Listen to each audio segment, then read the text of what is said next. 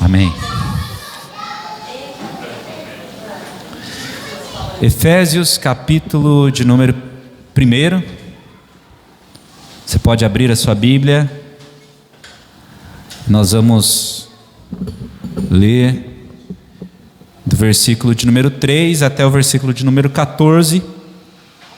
Embora a nossa exposição será baseada a partir do versículo de número 13.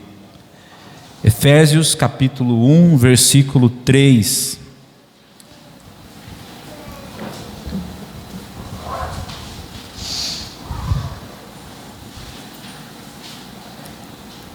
Diz assim a palavra do Senhor: todo o louvor seja a Deus, o Pai de nosso Senhor Jesus Cristo, que nos abençoou em Cristo com todas as bênçãos espirituais nos domínios celestiais. Mesmo antes de criar o mundo, Deus nos amou e nos escolheu em Cristo para sermos santos e sem culpa diante dele. Ele nos predestinou para si, para nos adotar como filhos por meio de Jesus Cristo, conforme o bom propósito de sua vontade. Deus assim o fez para o louvor de sua graça gloriosa, que ele derramou sobre nós em seu Filho amado. Ele é tão rico em graça que comprou nossa liberdade com o sangue de seu Filho e perdoou os nossos pecados. Generosamente derramou sua graça sobre nós, e com ela toda a sabedoria e todo o entendimento.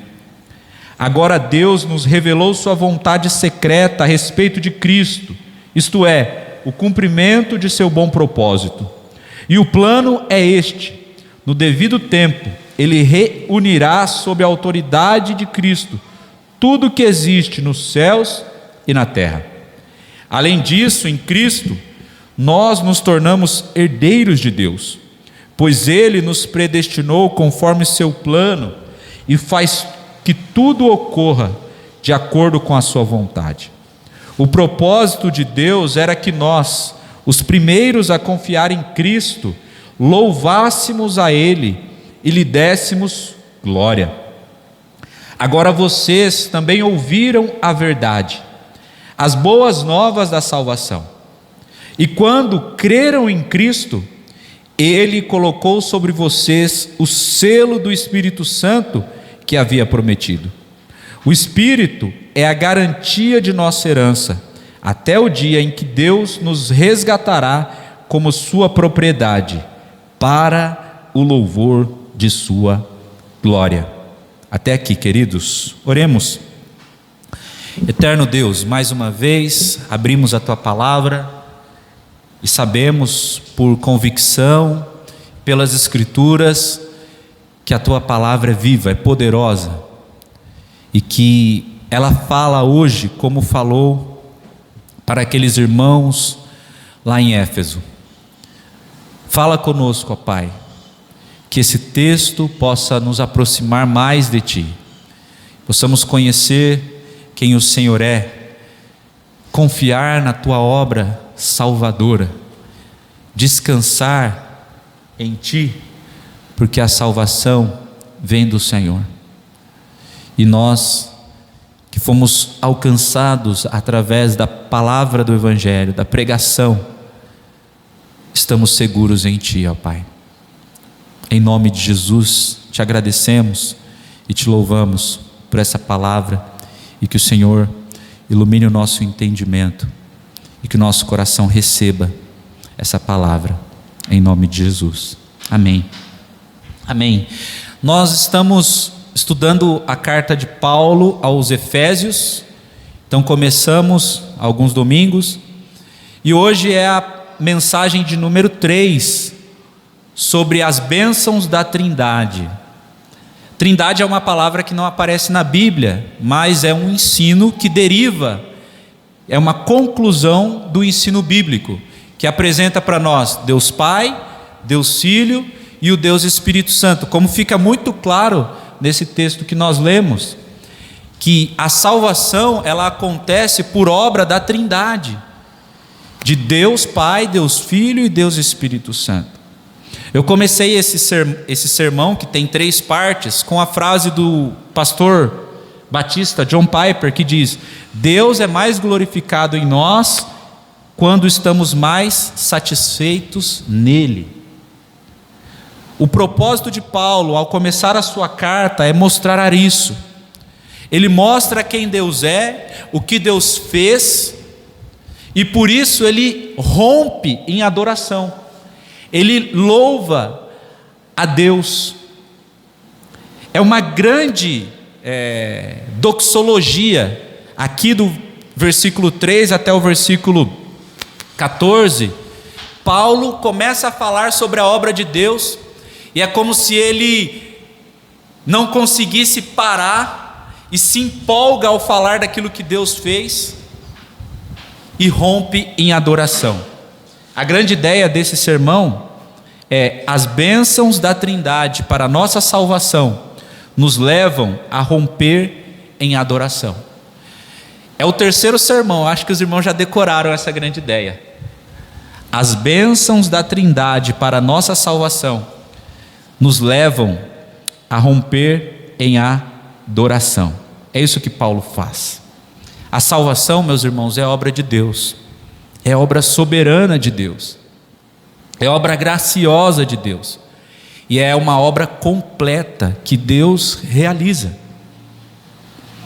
Então nós já vimos duas bênçãos da salvação, e hoje nós vamos ver a última bênção. A primeira bênção é do versículo 3 ao versículo 6, que é a bênção da eleição. Deus Pai escolheu soberanamente, como nós lemos, antes da criação do mundo, Ele nos amou e nos escolheu. Várias vezes Paulo repete aqui que Deus escolheu, que Deus predestinou. A doutrina da eleição, a doutrina da predestinação, ela não é uma doutrina do calvinismo, ela é uma doutrina bíblica. Às vezes nós não gostamos, e eu já preguei sobre isso. Mas Deus escolhe, Deus predestina. É o que a Bíblia diz. Se você gosta ou não, aí já é outro problema. Fica muito claro por esses textos e por outros que a eleição é segundo a vontade de Deus, segundo o bom propósito de Deus, porque Ele amou. Então, nesse sermão, que se você não estava aqui, você pode ver depois lá no YouTube, mais bem explicadinho. A eleição incondicional, a eleição soberana, deve nos levar a uma atitude de humildade. Por que Deus me escolheu sendo que eu não mereço?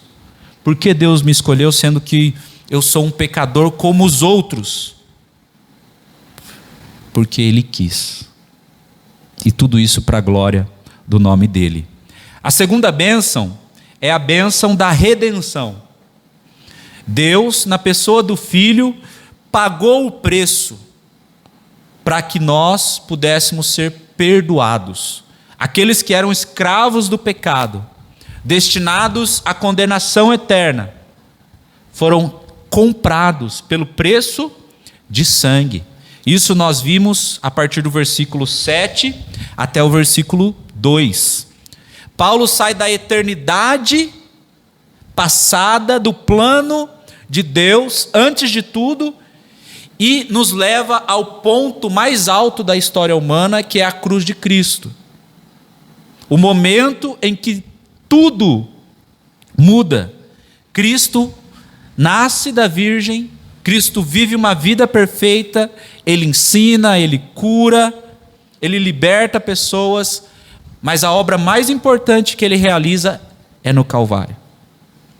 Derramando o seu sangue, entregando a sua vida por mim, por você, por todos aqueles que Deus escolheu e amou antes de tudo. O preço que você não pode pagar, o preço que ninguém pode pagar pelos seus pecados, Jesus pagou. E isso nos leva à doutrina da expiação limitada ou expiação definida. A redenção particular. O preço que Jesus fez, o que Ele pagou, foi suficiente e eficaz para pagar os pecados, a dívida dos eleitos. Porque o que acontece muitas vezes é, nossa, Jesus morreu por todo mundo, certo? Certo? Não. Jesus morreu pelo seu povo. Porque se Jesus morreu por todo mundo tem que ser salvo. Certo? Se Jesus morreu por todo mundo e o sacrifício dele foi aceito por Deus, todo mundo tem que ser salvo. Aí nós caímos no universalismo, que no final de tudo, todos vão ser salvos. Mas isso não é uma verdade bíblica. A verdade bíblica é que alguns serão salvos e outros não. E eu gosto de explicar a expiação limitada, ou seja, a morte de Jesus, o preço que Jesus pagou na cruz, como da seguinte maneira: o sacrifício de Jesus, o sangue de Jesus, a morte de Jesus, ela é suficiente para salvar todo mundo. Ela é suficiente. Ela não é insuficiente, ela é. Mas ela é eficaz apenas para os eleitos. Se o plano de Deus fosse salvar todo mundo, o universalismo, o que Jesus fez na cruz é suficiente para isso. Mas se você ler a Bíblia atentamente, não é isso o final da história. O final da história é que haverá um juízo.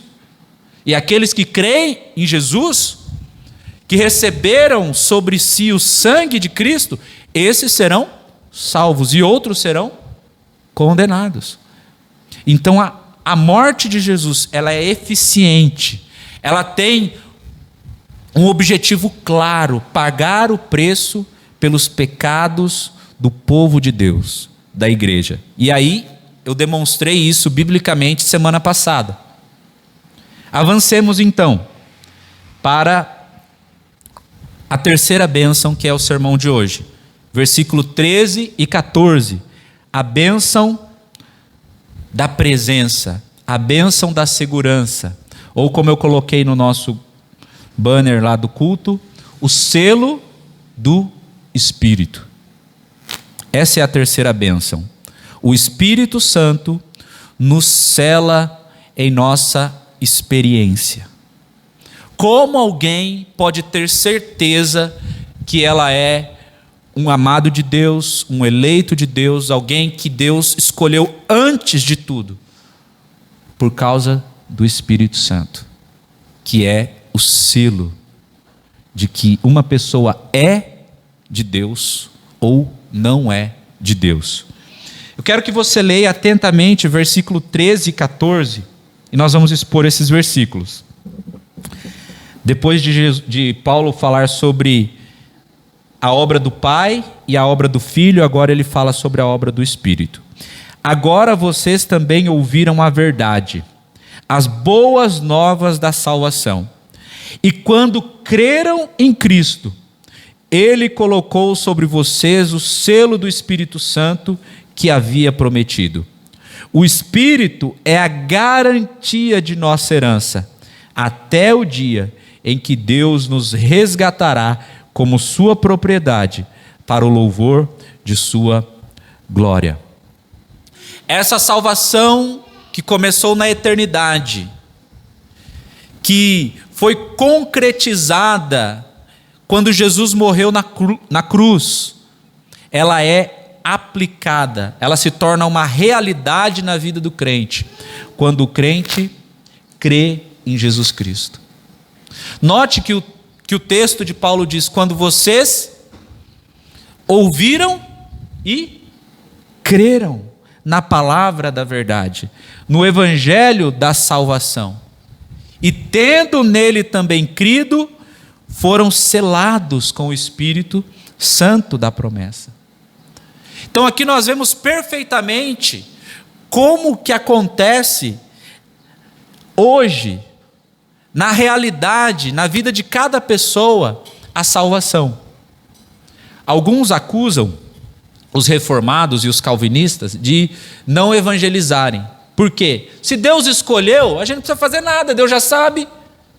Então, se Deus escolheu, não importa se eu vou pregar ou não pregar. Isso é um entendimento errado da doutrina bíblica.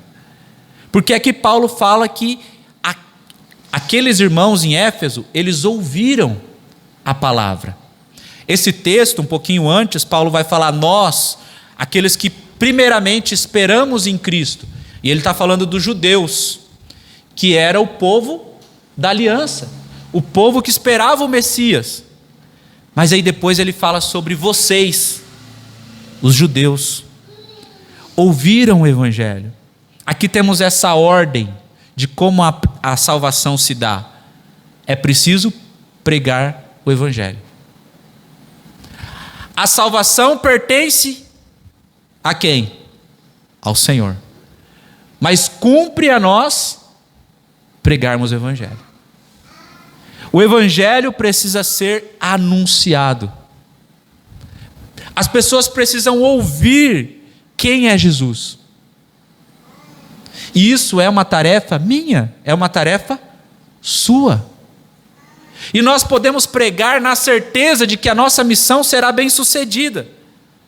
Essa semana, acho que nós comentamos sobre isso.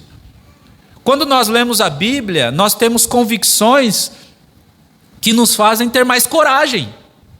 Por que eu prego o Evangelho? Por que você prega o Evangelho?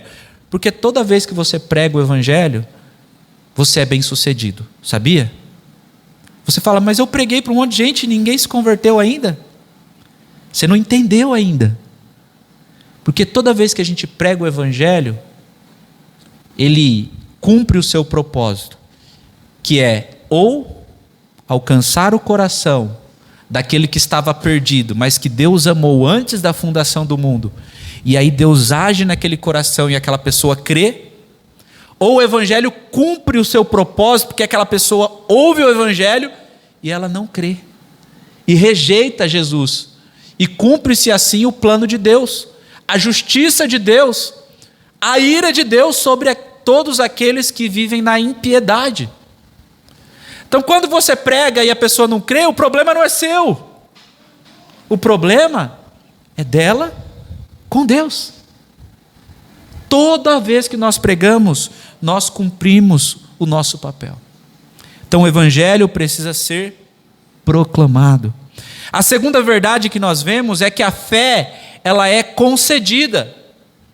Então quando as pessoas creem no Evangelho, ouvem sobre Jesus e creem, isso faz parte do processo de salvação. E nós sabemos pela palavra que a fé é um dom de Deus. É o próprio Deus que age no coração da pessoa, gerando fé. A fé não é uma mera decisão humana. A fé é um dom que o Espírito Santo gera. Lembra da conversa de Jesus com o fariseu Nicodemos, lá em João? O Nicodemos sabia tudo de Bíblia. O Nicodemos sabia tudo da teologia da época. Ele era mestre. Mas o que Jesus responde para ele? Necessário é nascer de novo. E Jesus repete isso, necessário é nascer de novo. Chega em casa e lê esse texto. Aí o Nicodemos fica perdido, mas como isso? Eu vou ter que entrar no ventre da minha mãe, depois de velho? Aí Jesus fala, não, esse nascimento é uma obra que o Espírito faz. Nascer da água e do Espírito. E aí Jesus diz, o Espírito Santo, ele é livre. Ele sopra onde ele quer. Qual que é o ensino de Jesus? Só pode nascer de novo aquele que o próprio Espírito de Deus gera vida naquela pessoa. Porque como nós vamos ver em outras exposições aqui da carta aos Efésios, todos estão perdidos. São pecadores longe de Deus. Estão mortos nos seus delitos e pecados. E como um morto pode fazer alguma coisa? O morto faz alguma coisa? Nada. Mas o Espírito Santo gera vida. E quando ele gera vida, essa pessoa responde com fé. Essa pessoa, então, inclina o seu coração, ou o seu coração é inclinado para Deus. E ela crê em Jesus. Então a salvação, ela não é apenas planejada por Deus, ela também é aplicada por Deus. Ninguém diz assim, se ajoelha e ora: Senhor, obrigado, porque o Senhor me salvou. Mas o Senhor só me salvou porque eu fiz alguma coisa, porque eu tive fé. Não, você só teve fé porque até a fé que você teve para crer foi Deus que gerou no seu coração. O selo do Espírito. E aí Paulo diz: vocês ouviram, vocês creram, e aí vocês receberam o selo do Espírito. O selo indica propriedade e proteção. Naquela época era muito usado, né? As pessoas que tinham bens, autoridade, eles tinham um anel, e aí eles selavam ou marcavam os animais com aquela marca de propriedade, de pertencimento. Isso indicava, ó, essa pessoa, até escravos, né, eram marcados de alguma forma. Essa pessoa é minha, esse bem é meu, esse animal é meu, essa carta foi realmente eu que escrevi. Então o Espírito é esse selo, essa garantia de que uma pessoa pertence a Deus. Isso dá segurança, e isso também autentica a fé. E Paulo acrescenta no versículo 14 o seguinte: o selo é o penhor, ou como nós lemos na nossa versão NVT, o Espírito Santo é a garantia da nossa herança. Paulo está dizendo o que Deus fez, e sabe como você pode acreditar nas promessas de Deus? Porque o Espírito Santo é essa garantia. É um pagamento antecipado. Pensa quando você financia algo. O que você tem que fazer? Você tem que dar uma entrada, não é assim? A entrada de tantos por cento. Porque aquela entrada garante para o seu credor, para aquele que financia para você, que você vai pagar as parcelas. Se você não der a entrada, você não consegue financiar. Não é assim que funciona? Essa é a ideia que Paulo diz. Vocês podem acreditar que Deus vai cumprir tudo que Ele falou, porque Ele deu uma entrada, um pagamento, uma garantia. Qual que é a garantia? O Espírito Santo. A garantia é esse Espírito que vive no crente. Depois ele vai falar sobre, até o dia em que resgatará como sua propriedade. Nós estamos vivendo a época do já e do ainda não. Porque o reino de Deus já começou, mas ainda ele não está pleno. Como ele começou? Quando Jesus veio, ele inaugurou o reino. Pessoas estão sendo salvas, transformadas, mas um dia nós seremos resgatados. E o que garante isso para nós? O Espírito Santo. Até que chegue esse dia, nós temos o Espírito Santo. Agora, pensa comigo, irmãos. Tem gente que não entende muito bem a pessoa do Espírito Santo e a obra dele. E aí alguns crentes, alguns irmãos e algumas igrejas fazem uma confusão danada sobre esse assunto.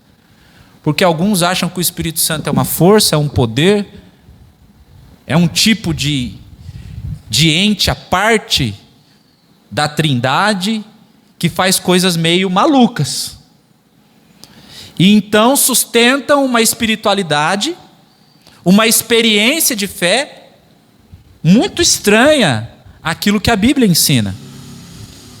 Temos muitas igrejas assim, em que a ação do Espírito Santo justifica todo tipo de absurdo, de coisas antibíblicas.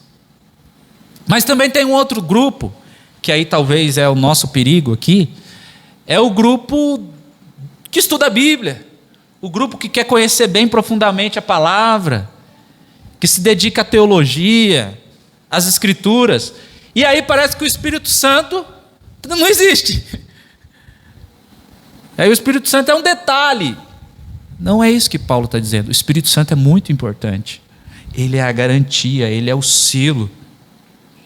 E ele tem uma função muito importante na nossa vida.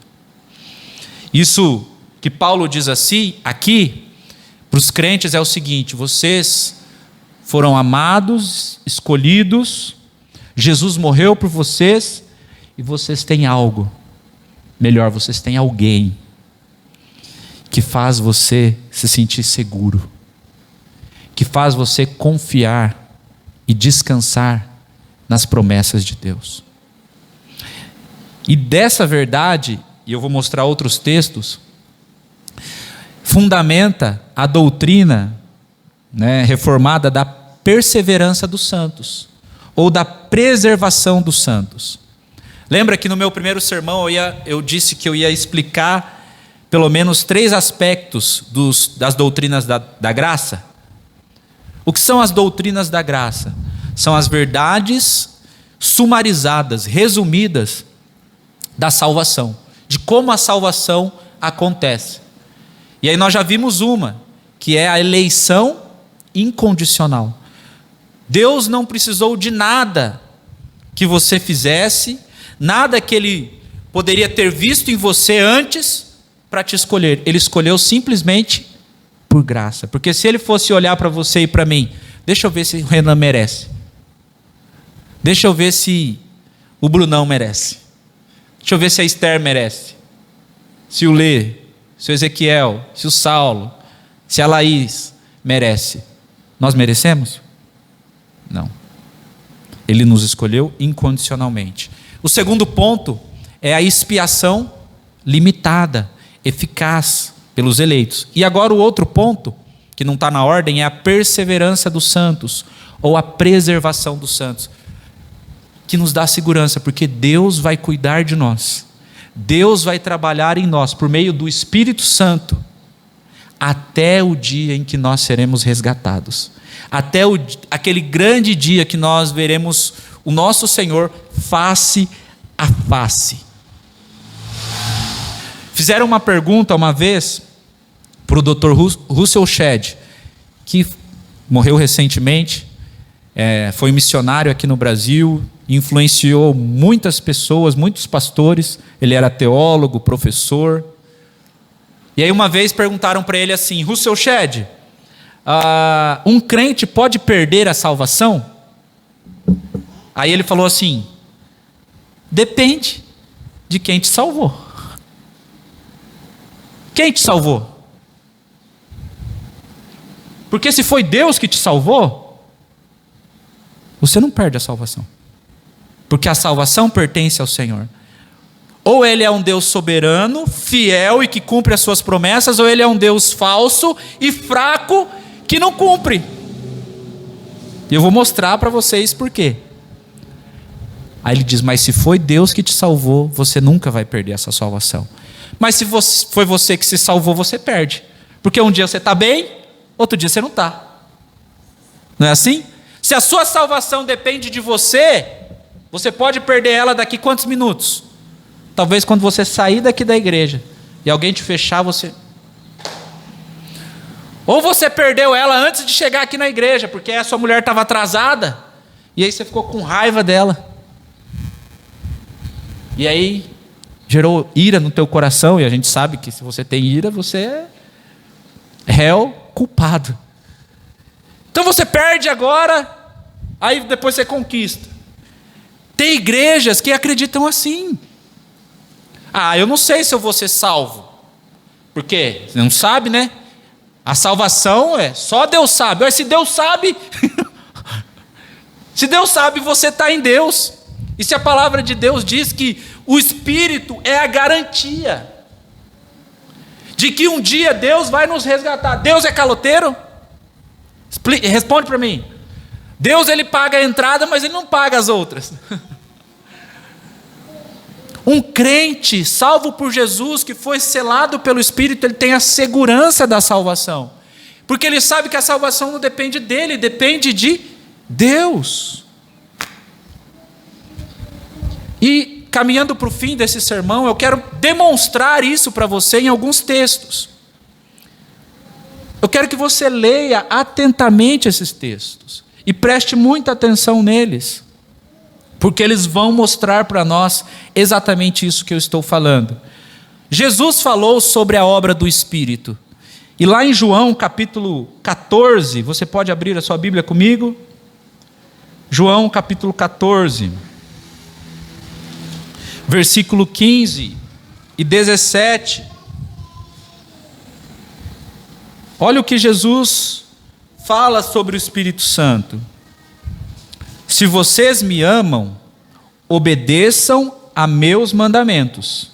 E eu pedirei ao Pai, e Ele lhes dará outro encorajador, ou outro conselheiro.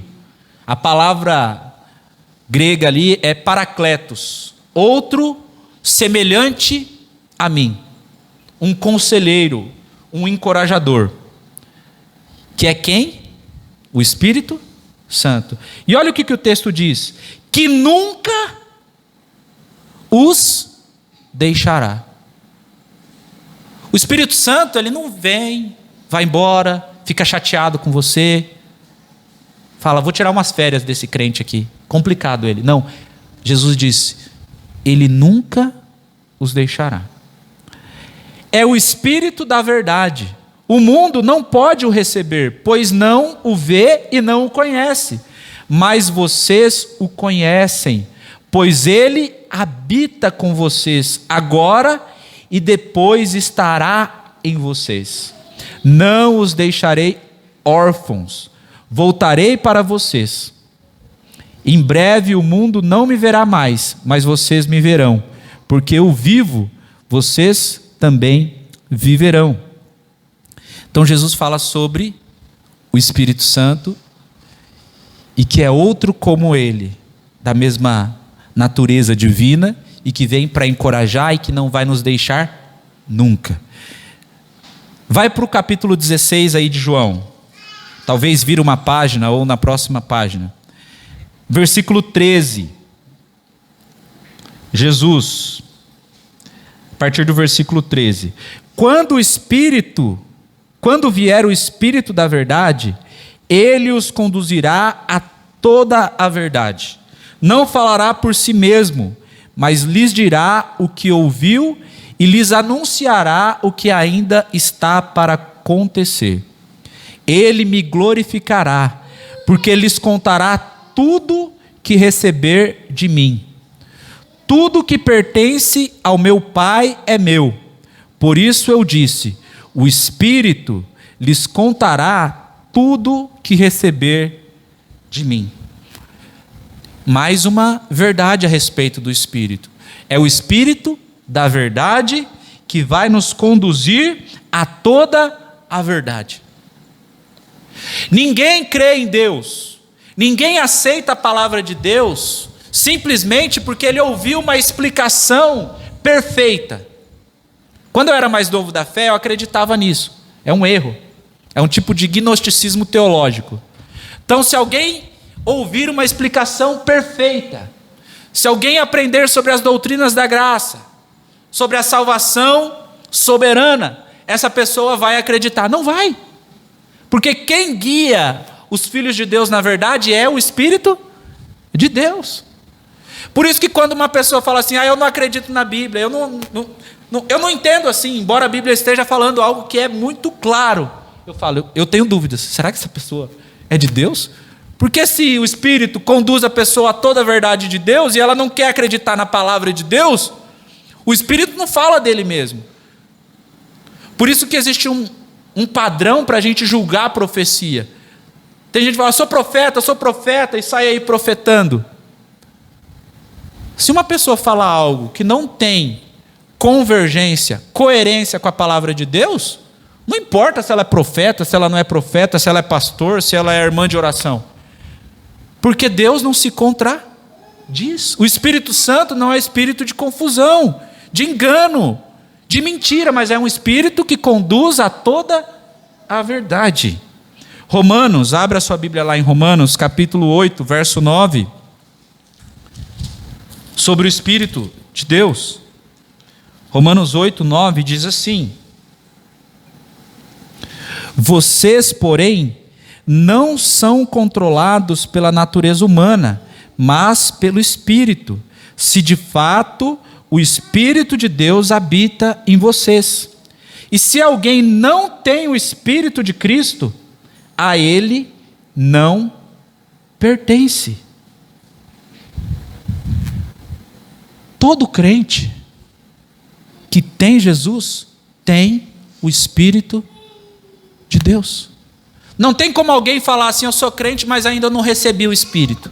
Não tem essa doutrina? Você já foi batizado com o Espírito? Uai, tá maluco? Você tá doido? Todo crente é batizado, é selado, é marcado pelo Espírito. E se alguém não tem o Espírito, essa pessoa não pertence a Cristo, não pertence a Deus.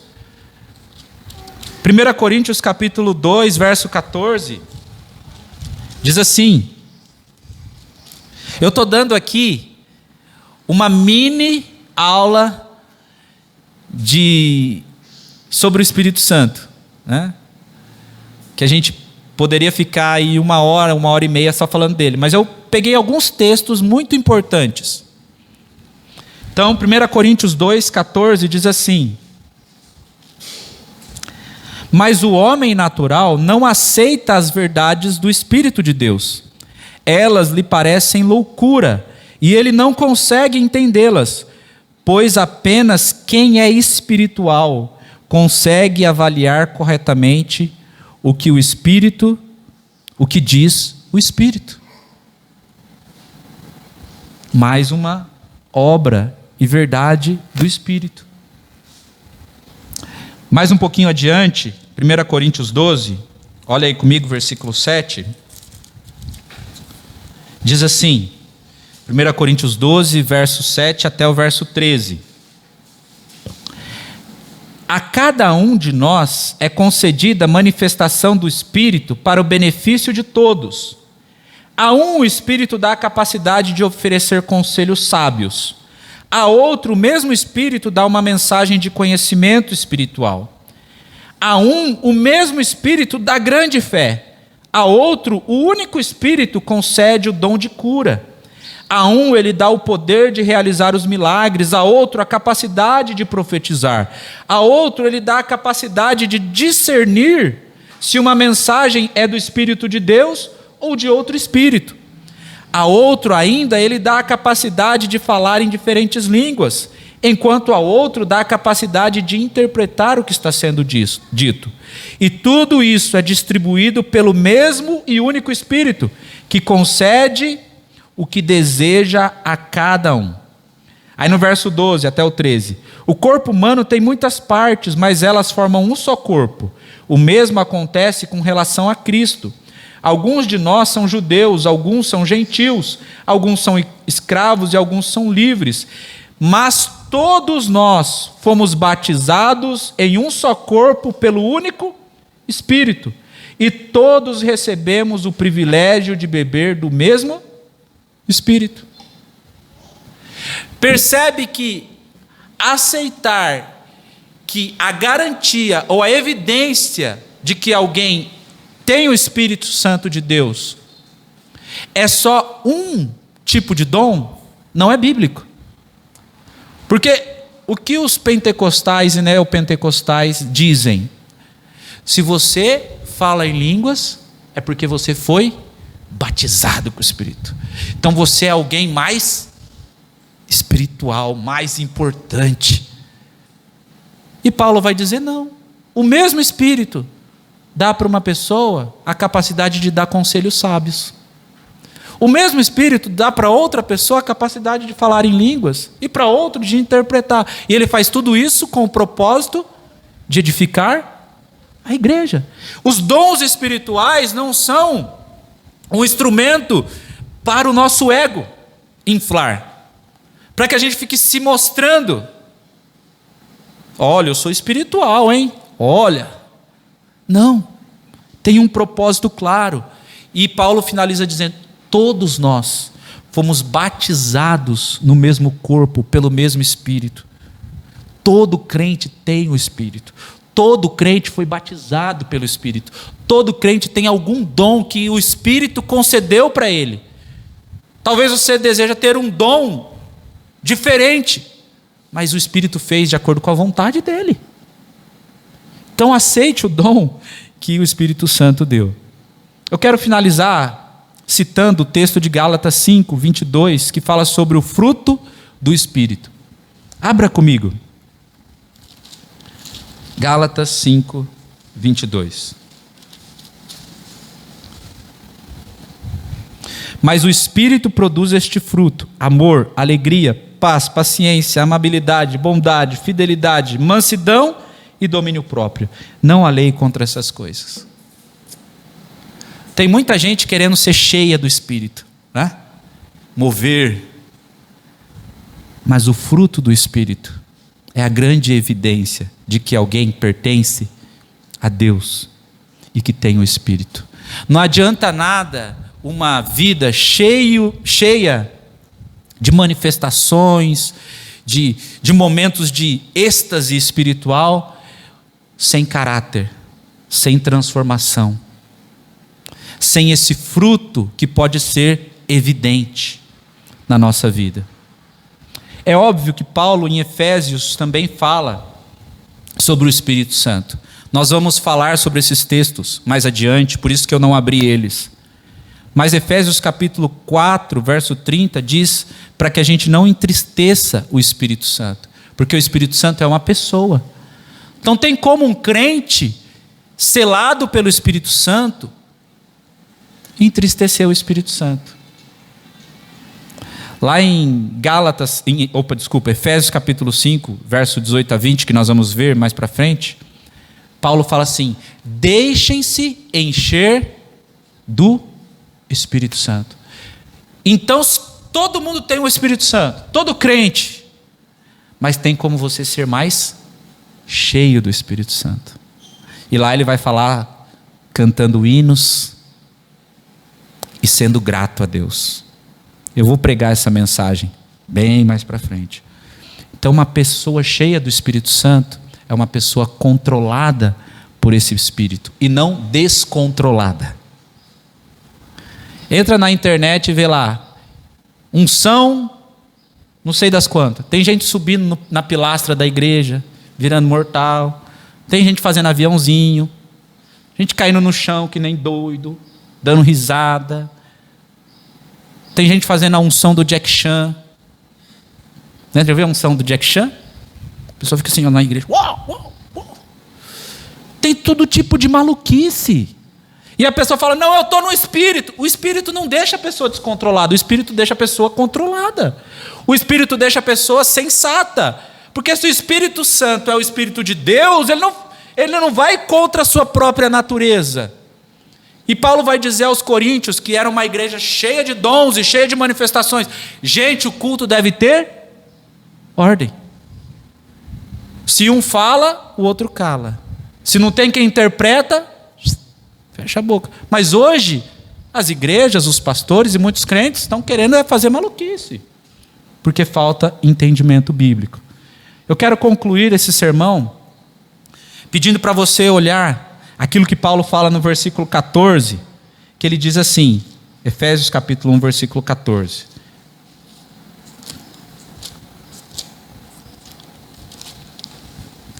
Sobre o Espírito Santo, né? No finalzinho ele disse: que Deus nos resgatará como sua propriedade para o louvor de sua glória. Agora olha comigo o versículo 12, sobe um pouquinho, olha o versículo 12. O propósito de Deus era que nós, os primeiros a confiar em Cristo, louvássemos a Deus e lhe dessemos glória. Agora olha o versículo 6, sobe mais um pouquinho. Deus assim o fez para o louvor de sua graça gloriosa. Sabe qual é o propósito e o refrão desse hino do Paulo? Deus fez para a sua glória. Glória, glória. Deus elegeu, glória. O Filho morreu na cruz, glória. O Espírito sela, habita, trabalha, santifica, glória. Entendermos a obra da salvação, a obra da Trindade deve nos levar a romper em adoração. Nós não precisamos ficar preocupados e nem tentar entender as minúcias dessa obra. O que nós devemos fazer é dar glória a Deus. Paulo vai dizer, e isso se repete em todo esse texto: em Cristo, nele, por meio dele, no amado. Verso 3, verso 4, verso 5, verso 6, verso 7, verso 9, verso 10, verso 11, verso 12 e verso 13. Vai lá na sua casa e olha todos esses versos. Nele, em Cristo, por meio dele, no amado. Jesus é esse ponto central da salvação. Se não for por Cristo, e toda a glória e honra seja devolvida a Ele, nós ainda não entendemos a salvação. O resultado de todas as bênçãos espirituais, meus irmãos, é glorificar a Deus em Cristo, por causa da nossa união com Ele. Tem alguns detalhes sobre esse em Cristo, mas eu vou deixar para uma outra hora. Fato é, aqueles que estão em Cristo têm a segurança de que essa obra soberana de salvação deve nos levar à adoração. Você tem Jesus? O Espírito Santo já agiu no seu coração e continua agindo no seu coração. Exalte a Deus. Glorifique a Deus por sua graça. Eu tenho algumas aplicações. A pergunta que você deve fazer após ouvir esse sermão não é o quanto você está tentando agradar a Deus e servir a Deus. Essa não é a pergunta. O que eu faço para ser salvo? Como eu posso agradar mais a Deus? A pergunta é para você: como eu posso confiar e descansar e desfrutar dessa obra que Deus fez por mim? Quando essa verdade é compreendida, meus irmãos, a vida cristã deixa de ser um formalismo religioso. A vida cristã deixa de ser uma obediência apenas pelo esforço humano. Eu vou tentar, eu vou fazer de tudo. Você não consegue, porque quem gera obediência em você e quem trabalha em você é o Espírito Santo. Você precisa ser mais cheio dele. O culto deixa de ser um ritual e passa a ser um estilo de vida. Você vive para a glória de Deus todos os dias.